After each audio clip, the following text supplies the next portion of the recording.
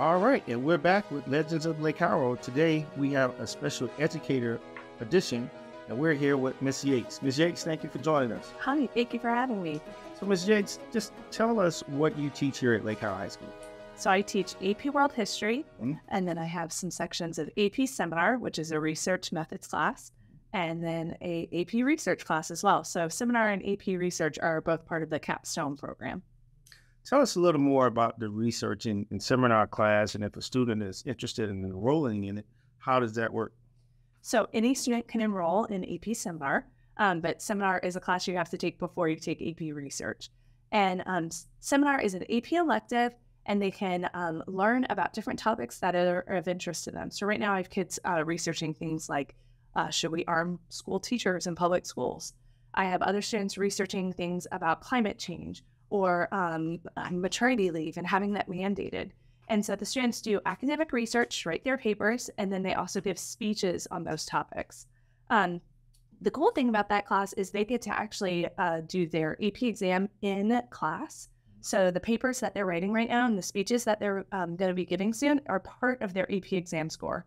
Then we have a sit-down test later in May, like other AP exams. But it's a little bit different because there's this digital portfolio component where they turn in their paper ahead of time, and they have time to edit it and really work on it over a period of a couple of months. And then AP Research is the second part of the capstone program, and that one is where students are basically writing a thesis or like a dissertation that we see a lot of college students do. And these students get to research whatever topic is of interest. I have a girl watching video game playthroughs, and she's seeing how women are portrayed in Nintendo video games and how that affects the sale of video games. So she's literally sitting there and watching Nintendo video games on YouTube and collecting data and research to write a 5,000-word paper. I have another girl who's passionate about Epcot and the living with the land. And so she got the solution that they use to grow some of their plants with agar. And she has made her own plant solution, and she's growing butterhead lettuce in her house. She's a little concerned because she's growing mold right now more than lettuce. But she's still doing it and collecting the data and seeing, can you make this solution at home for a cheaper way in order to reproduce it and allow low-income families to be able to grow stuff on a small scale as opposed to having like a massive farm out back. Wow. Yeah, it's really cool stuff. So it sounds like you've had some interesting topics. Now, has there ever been a topic that a student has approached you that you had to edit it, or, hey, let's talk about this a little bit because for whatever reason, it was probably not appropriate? So there's certain groups of people that are protected. Students and minors are a protected group of people. Even if the student is an 18-year-old student, they're still considered protected, and we have to get permission slips for that. So students can't just do research on their classmates without permission slips. So that's one thing that we have to take into account. Another thing is prisoners are a protected group. And I actually had a student who wanted to do research on prisoners because he had a relative who worked at a jail. And so he thought maybe I could get a survey out to them. And we found out prisoners are a protected group of people. You cannot conduct research on prisoners. So he had to revamp it, and now he's conducting research on cops because they are not a protected group of people. Students aren't allowed to have anybody ingest anything. So, for example, my student who made the agar, she can't go up to people and have them try to ingest this and see, how's this going to affect you, right? Like, that goes against ethical research. The students actually sit before an IRB, an institutional review board, and that board focuses on the ethics of the research. Is this going to be an ethical thing? Is this going to cause issues? Is this going to invoke trauma in somebody? How are we going to make sure people's identity stays anonymous with the research we're conducting? And so students have to go through that and make sure all of their information will be ethical and keeping people's confidentiality as well. Now, you've done some other things with College Board as well, one being AP Grader. What does that entail? Reading thousands of high schoolers' essays over periods of weeks. So I've been grading the AP World History exam since 2010. And it started off like kind of fun. I was young and single, and I got to go to Colorado, and we stayed in college dorms. And over the years, they've moved us to different locations. We're now in Kansas City, not quite the same as the mountains, but it's still a cool vibe there. And we go into a convention center and we grade essays from 8 a.m. to 5 p.m. for 7 days straight. And then I'm part of the leadership team, so I actually arrive a week early to grade earlier and learn more about what trends are we seeing in the essays, what essays can we use as examples to train other teachers and college professors to get them ready for the grading ahead of time. And so that part, it's a little bit more conversational, like, does this one have good handwriting? Can we use this one as a training? Is this thesis clear enough to show as an example? And then some of these essays actually get published by the College Board on their website to train all the teachers around the nation, to show them, like, this is how you should grade a DBQ essay or one of the LAQ essays. So what brought you in the field of education? Oh, goodness. So there's a lot to that. One, my mom was a teacher here at Lake Howell High School. Let's read that. Yes, sir. Started back in the 70s. And so mom was here for 40-something years. And I was here as a student. And when I was in 10th grade world history, Larry Pritchard instilled a love of world history in me. I actually didn't like history till 10th grade. And just the way he taught made it come alive. And he talked to us about his travels. And, this is back in the olden days. So he had slideshows, like literal slides of when he went to Egypt and when he was in London. And he was showing us these pictures of these places we were learning about. And it instilled in me a passion for travel, as well as an excitement for world history. In college, I started traveling around Europe and going to different places and seeing the stuff that I learned about. I always knew I wanted to work with teenagers. I wasn't sure if it was going to be in youth ministry at a church or whether it was going to be in high schools.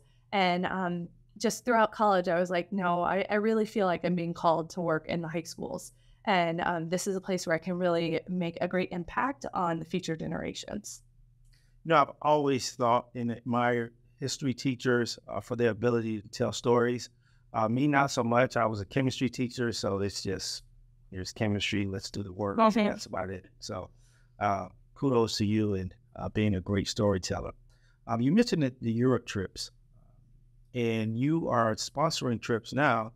You had several. I think is this going into your third year of sponsoring a trip? This will be I'm doing one in spring break 2025. Okay. All right. So let's talk about the trips. Where do they go? Or do you pick different cities, or how do you go about picking the locations that the students will visit? So last summer, we did a trip called the Alps and the Mediterranean. So we literally went to Switzerland, and then we traveled around the Mediterranean. So we went to Italy, we went to Monaco, France, and Spain. I picked that trip because it sounded like somewhere that the students would be interested in. Italy is like a huge draw. Everybody loves Italian food. And so they're like, oh, I get to go there. That sounds awesome. And then the Swiss Alps is so different than our life here in Orlando, right? And so that kind of brought in some excitement for the students. And so I just kind of surveyed the class. Hey, do you guys want to go here? Does this sound like something you'd be interested in? And some kids seemed passionate about it. So I decided to go for it. The Portugal trip that I'm taking for spring break 25, well, the reason I'm not doing one this summer is because I have little kids. And so it's hard to be like, hey, I'm going to leave for 2 weeks. And so I'm every other year right now. And so we're doing Portugal for spring break of 25. And that trip actually was proposed by one of the travel consultants. She was like, hey, this is a new trip we're launching. I think it's going to be really experiential. This one, they're going to get to go to a bakery and learn how to make this famous pastry in Portugal. And then we get to taste test. We're going to also do these ceramic tiles that are like really bright and colorful when you think of like Portugal and that Mediterranean vibe. And we're going to do an art class and learn how to paint the tiles. And then there's also going to be surf lessons where they're going to learn how to surf in the Mediterranean. So it just sounded like a really cool experience for our students to go and see the world. We learn history while we're there, which is super fun for me because I'm like, hey guys, you remember this architecture we learned about? And I'm pointing it out live as we're there. And then the kids just have a lot of fun. It's been a really cool experience to do here with the Lake Howell students. So is this trip open to anyone that they would like to attend? Yes. So it's for any students who will be enrolled for spring break 2025. So if we have any middle schoolers who are going to be coming up or any current students as well. And then I have a few spots available for the adults.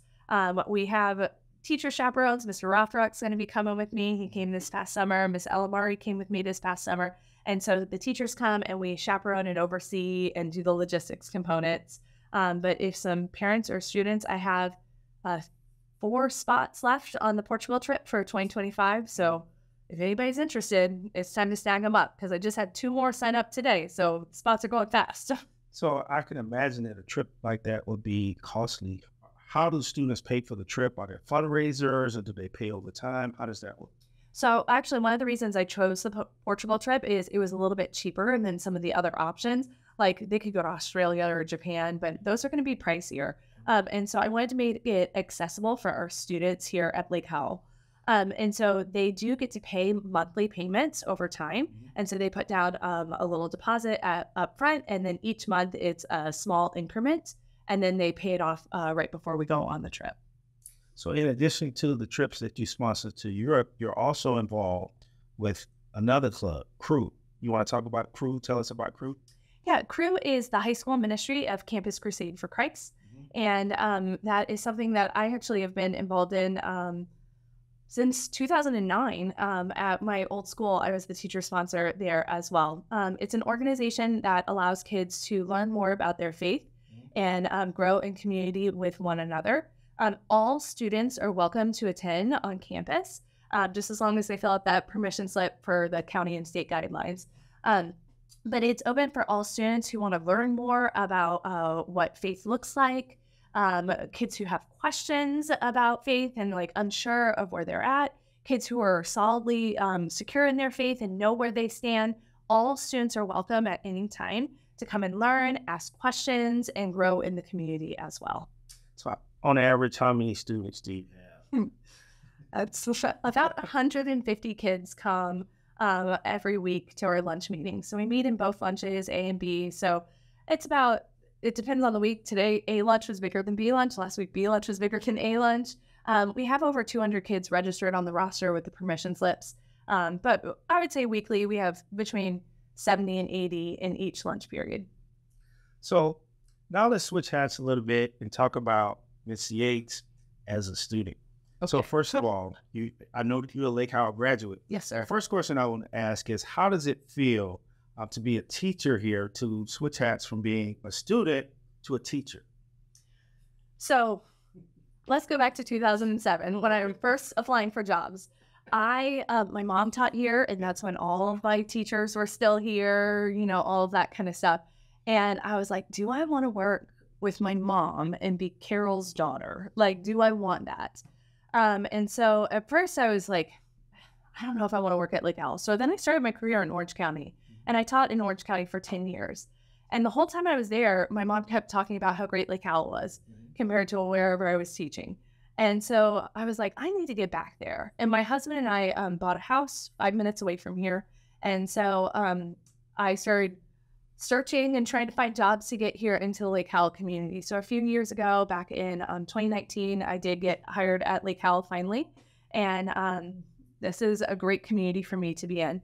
And so because it's been so long, I graduated in 2001. And because of that, there's only, I think, 2 or 3 teachers who were here when I was a kid, and I didn't actually have any of them.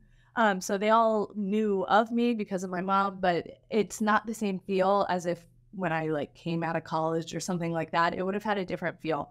So for me, it's cool to be here, but it doesn't feel like I'm a kid. I know I've been teaching for a while. I've been doing this for a long time now. And so I'm here and I'm supporting my Silverhawk community. I really love being involved in the alumni events that Dr. Lehman leads at Homecoming. That's been a really fun opportunity to connect with other alumni and hang out at the pool, which definitely didn't exist when I was a kid, and just see some of the changes on campus, going to culinary is awesome. That didn't exist when I was a student. And so just seeing the programs that we're developing and growing and helping be part of that Silverhawk community years later has been a cool opportunity. So let's talk about alumni, and specifically the alumni band. Oh, yes. The band. Listen here, Mr. Howard. We'll bust out your band secrets, too. I want to see that jump split one of these days, okay? Let's FAMU alumni band. Let's see it. Yes, I was in the band. I was part of the Silver Regiment back in high school, actually, with Mr. Oslava. He was a freshman my senior year of high school. And so since coming back here and he does the alumni band, I figured this would be a great chance for me to hang out with the students and support our community. And so I've rallied up some of my friends, Eric Burris, who you know, and some of the other people that I graduated with, and we all come back to do the alumni band. We have so much fun just goofing around, playing. This past year, Culinary made us an amazing dinner where all the alumni get to hang out in the cafe together and really enjoy the food that the students have made. So it's just been a cool opportunity to play, even though I hadn't played in a while. I did UCF band and I did UCF alumni band, and then I had kids and I stopped doing that. So probably the last time I did alumni band was 2016, and then I did alumni band last year for the first time. So it's been a while, and it's like riding a bike. You pick right back up where you left off. So what instrument did you play? I played French horn, but I primarily did marching band throughout college. So I say I played mellophone because I haven't played the French horn since graduating high school, but mellophone I did throughout college with football and basketball band. Why French horn? My piano teacher, her husband owned a music shop, and he said they always need French horn players, so you should play that.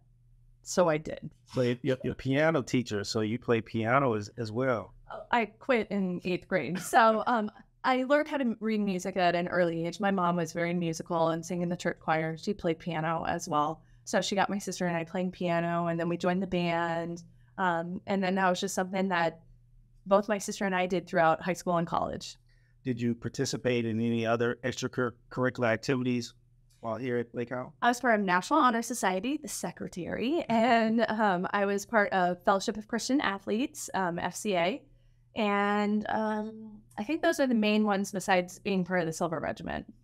All right. Now I've got to ask you a question, and it's not fair. I ask it to everyone. Okay.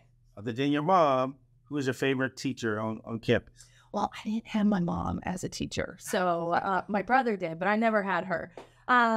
Larry Pritchard was by far my favorite teacher. He was my Silver Scholar teacher. I actually spoke at his funeral a couple of years ago. So that was really special. Go ahead. So, sorry. No, it's okay. It's okay. So what was it like working or attending school as a student and your mom being a staff member?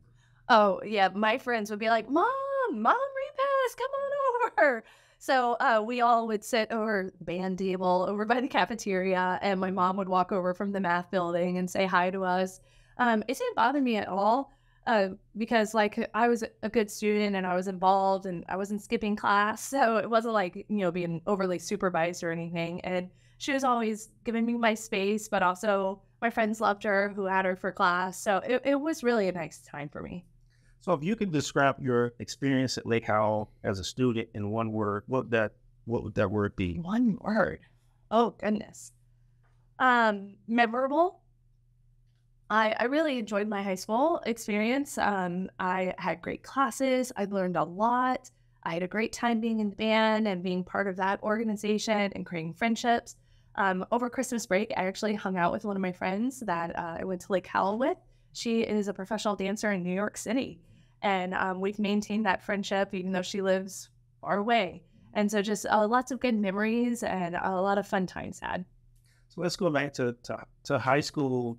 And you've had quite a number of experience, opportunity since high school. What advice would you give yourself if you had the opportunity to go back in time to just talk to yourself, maybe 9th grade, 10th grade? What would you say? I think a lot of times kids worry about their future, their plans, and like, why am I going to go to college? How am I going to get a job? Who am I going to marry? What's my life going to be like? And I think a good advice for students is to enjoy the moments that you're in. And live each day to the fullest, because like God has a plan for you, and it will happen in His timing, and you can't make that happen on your own timing.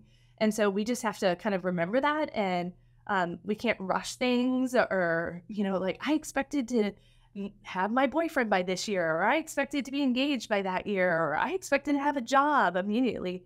I didn't get my first teaching job until a week before school started. Because they were having hiring freezes, and it was just a different culture than it is right now within teaching. And so like I was very stressed out and worried about that. But in time, job came, right? Like opportunities will come, and you just have to wait for the right timing. So this is the time of year where a lot of our students are very concerned about what happens next. They're thinking about college, and then there's the college that like their first choice, and sometimes they don't get in based on their first choice, and they experience that disappointment. What advice would you give to those students who are didn't quite meet their expectations, their own personal expectations? So I actually applied for a summer program. This was when I was teaching, to go study abroad in South Africa. And I didn't get that. And I totally expected I would. And that was my summer plans. That I had everything banking on that. That summer is actually the summer I met my husband. And I was here in Florida instead of being in South Africa. And so kind of like what I was saying before, even when plans don't work out, there's something better in the future. And I truly believe that God is moving and orchestrating in that way. And I just have to wait on his timing. Well, Ms. Yates, I want to thank you for your time. And as always, go Silverhawks and stay Hawk strong.